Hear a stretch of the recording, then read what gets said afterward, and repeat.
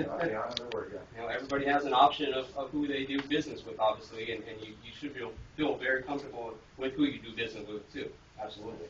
So, I mean, as I look around this room, I'm very pleased and happy to see that it's a lot of the same faces that we've been dealing with for a long time. It's good. We're not determined to burn them. We're bringing them back, right? We're bringing them back. We're for the long haul, man. I'll tell you. A little bit about this particular property. You guys know we're all the way down in the 92154 zip code, which is this still this or San Diego. It's San Diego. San Diego City. Sometime Mesa. Tijuana. It's Tijuana. Okay, so we're in the city limits of San Diego. Tell him. TJ. This is Tijuana. What are you Yeah, talking Dustin. You gotta get your borders straight. We're in Baja. Everything's South Lake. You can't invest down here unless you speak Spanish. Yeah. I'm going to let Roger talk a little bit about this particular house here, because again, as we started our business, we divided up our business into a little bit of our strengths, our skills, and our needs at that particular point. Roger took over the acquisitions in our business and the sales sides of our business. I took on the renovations and the finances, and Brian took on the operations and the marketing when we first started. We've deviated a little bit from that as we've grown and evolved. Roger is solely taking care of the acquisitions and more of the investor relations, and Brian is taking care of all the selling of all the properties now, 100%. So every deal on the back end is going through Brian with all the marketing and all the selling. So let Roger talk a little bit about this particular house. Again, like Dustin said, I'm in charge of acquisition for a company. Like I said, when we first started, we went to every house together. So the sheet you guys got in front of you, that was off. Dustin showed me each line item, how much money we think we'd spend on each of those areas. When we got to houses like this, with holes in them, obviously. No, you come here. Yeah, you get up here. So houses like this, guys, obviously a little bit more entailed. So with a hole in it, obviously it's just more than a regular contractors. Actually, we're worried about a foundation issue on this house. So we brought in a specialist to analyze what's going on with this property. So what we found out is, what a lot of people didn't know, that there's really not a foundation issue on this house. It's a subflooring rotting issue, which is a lot different than a foundation issue that costs you $20,000 to $30,000. So when I saw this house, Walter pointed out to me, most of the time I catch on this area, but he pointed out to me, and the price was this price was $199, and I already saw that that's a deal on this house, because the square footage in this area, our ARV is probably about $320. So already it jumped my attention, so I jumped on it fast, which I don't normally do, I try to get a discount, but I went ahead and did a full price offer on this house. Well, as a lot of you guys know, if you're writing offers, right, Lenny, that there's multiple offers on every house like this. There was over 10 plus cash offers on this house. So there's a lot of competition. So I ended up, at the end of the day, we spent $208 to buy this house. But what happened in the meantime, there's a few moving parts there that while we could get it and those other 9 investors couldn't get it is, one, know what's going on with the house. Now, obviously, we knew there's a big hole back there. Somebody already did the work for us and punched a hole through it. But we got a foundation guy, a contractor out here to look at it. And he told me, no, you don't have a foundation issue. You got a little crack up here if you guys can see it.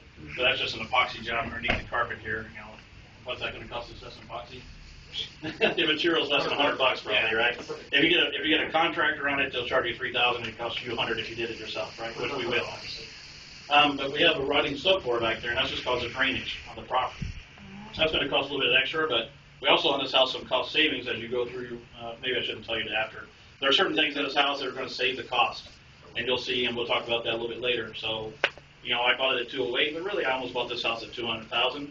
Again, by the knowledge, and it's all about knowledge on these things, guys. Knowing, three numbers you need to know. You need to know your ARV, you need to know your repairs, and you got to know where to lock down the price.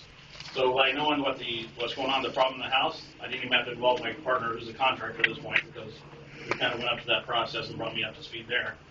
And then, so I knew what our repairs were going to be based on that. And then I just got to lock down the price. My realtor, I've trained a couple of them. They're really good about, finding out what's the price to lock down the house. So, he came back to me after we did highest and best. He said, Roger, at $208, this house is yours. So of course we just locked it down at that point. We could have probably. A lot of what happens a lot these days is people lock down without seeing them. Somebody else might have came in, locked it down, and we could wait for it to fall out. But in this case, we're ready for another project. We got enough spread in there to do the deal, so we went in and locked it down at that point. Again, I guess to reiterate what Dustin said earlier is, what you guys are going to learn a lot about today is about estimating repairs. When I started out, I had no idea about what it cost to do anything. I didn't know what a sheet of drywall cost. So what I did to hedge my bet is I partnered up with somebody like this. Now you don't necessarily have to do that, but if you don't know how to do it yourself, you need to find somebody, a contractor you trust to help you go through that and learn on your own. Otherwise, you're going to make a lot of mistakes. We see a lot of people doing that when they're going out on their own. Anything else with this house? No, I want to introduce these guys. These guys just walked in, which I don't know why they're late, but we'll They got lost. these guys, Will Capistrano and Mark Jacob. I don't know if you have got a pleasure to meet them yet. They started working with us a little while back, probably really seriously about almost 3 months ago. We met quite some time before that. Will spent a lot of time within our office for the last 2 to 3 months, working with us hands-on, day-to-day. Yeah, thanks for that. Working with us hands-on, day-to-day, really helping us, within the office. And at the same time, he picked our brain and utilized, what we were doing and giving us some of his time back also, helping us working within the office, helping Brian on the marketing, make sure we keep on everything. So it's give and take on both sides. We helped to educate him a little bit. He helped to give his time to help within our business and our needs and what we needed. And they just successfully wholesaled the deal to us last week. Right. That's right. Yeah, last week. I think we closed on it last Friday. We gave them a check here this week, and we actually started the renovation on Wednesday over on Maps Boulevard in Santee. So just another thing right here, you guys. Got it. Easy checks, right? Yeah. All right, now get out of here. Get out of here. Here's the highlight that's really quick. It's about knowledge and education and figuring out how the system works. When Will came to us, well, for me personally, when I started, and then I teamed up with Brian and Dustin, it took about 11 months for I found the deal and got under contract with RBD at that point. Will came in and just working part-time and hanging out and asking a few questions. He locked the deal down in 3 months. So it cuts down the curve if you hang out with people that know what they're doing, right? Absolutely. So Will, and obviously you got to be a little sharp. Will was sharp. He asked one question, usually didn't have to ask it twice. And he did it. He went out there and did it and wasn't afraid and talked to realtors and he told them I'm the real deal and I'm paying cash for these properties and give me one, and they gave me one. Where'd you get the cash from? I told them I was RBD. Out there spending our cash, weren't you? Yeah. Hey guys, Yes, sir. question on that deal. So did you guys actually put it in your name and then close in their name and have to then switch We did both it, transfer? We wrote all their name in. Okay, so that's nice. So we just had to deal with that, and we're having to deal with transfer. And this is all about that learning curve stuff Perfect. that RBD went through. Nobody told us how to do it. I'm We gonna had come to pick figure you it out. guys' brain on that. Okay, thank you. Absolutely. All right, get that one. Get on my line. Thank you. Okay, so, we're talking a little bit about the numbers here real quick. I think Roger paid the ARV, which is the after repair value of this house, what we expect to sell for at $320,000. Like he mentioned, he purchased this for $208,000. So right in there, we see a spread of $112,000 spread at the top. We're going to go through those repairs. I normally would give you what the estimate on this is right now is, but we're not going to do that here. And we'll go through the profitability on this probably towards when we do the recap here. Numbers after compare with Exactly. This property here was financed with a hard money loan. I believe at 184. No, it was. Oh, within the whole back was 20. Oh, that's what it is. So, a hard money loan on this property, you guys know what a hard money loan is. This is basically a loan by a financial institution that we're paying a higher interest rate on because it's a short-term loan.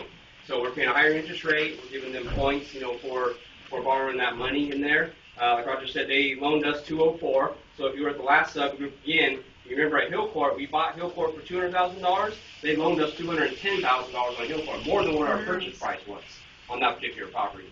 And again, we emphasized last time that doesn't happen by picking up a phone call and asking somebody to borrow money. That happened by track record. On TV, you would say results are not typical. Yeah, that's a result not typical. So that happened by credibility and time and everything else.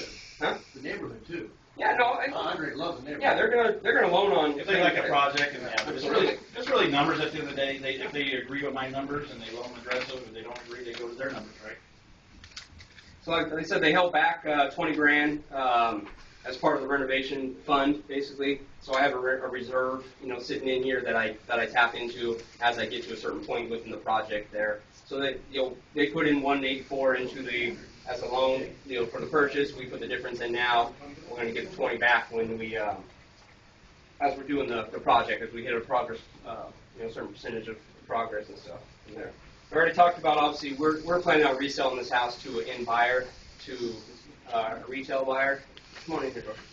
Everybody say hi to George. Hi, George. Most of you guys have met George also by now, right? Mr. George Milan, he's one of our contractors and one of our team members within RBD. George is currently working on 2 houses right now for RBD, one over